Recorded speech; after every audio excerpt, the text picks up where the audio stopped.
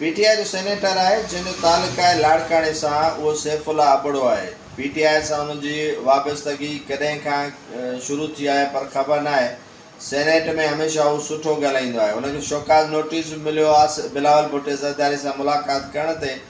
हुनजो चवणु आहे त अगरि कचे में धाड़ेल ख़तमु करणा आहिनि त पीटीआई जा यूनिट खोलियो, पुलिस ऐं इदारा कार्रवाई कंदा उन्हनि यूनिटनि खे बंदि कराइण जे लाइ, पीटीआई जे कारकुननि खे गिरफ़्तार करण जे लाइ।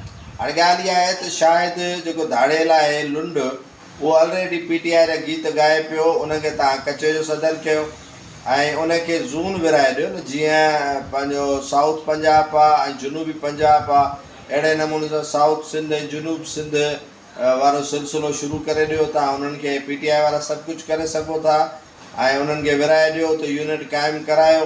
ऐं हुनजो चवणु मक़सदु इहो आहे त पीटीआई जा यूनिट हूंदा त पुलिस कार्रवाई कंदी, रेंजर्स कार्रवाई कंदी, इदारा कार्रवाई कंदा ऐं या त तव्हां इहो ज़मीन ॾियो DHA खे ऐं DHA पाण ई जेको आहे सो उहो कचो तव्हांखे क्लियर कराए ॾींदी। ॿिनि कुवतुनि खे पंहिंजो ज़मीन कचे जी ॾियण जो जेको ऐलान कयो आहे सैफुल्ला अबड़े साहिबु, त भई इहो तव्हां या पीटीआई जे कारकुननि खे ॾियो, उन्हनि जा यूनिट खोलियो त कार्रवाई थींदी, या DHA खे ॾियो त कार्रवाई थींदी, कचो क्लियर थी वेंदो।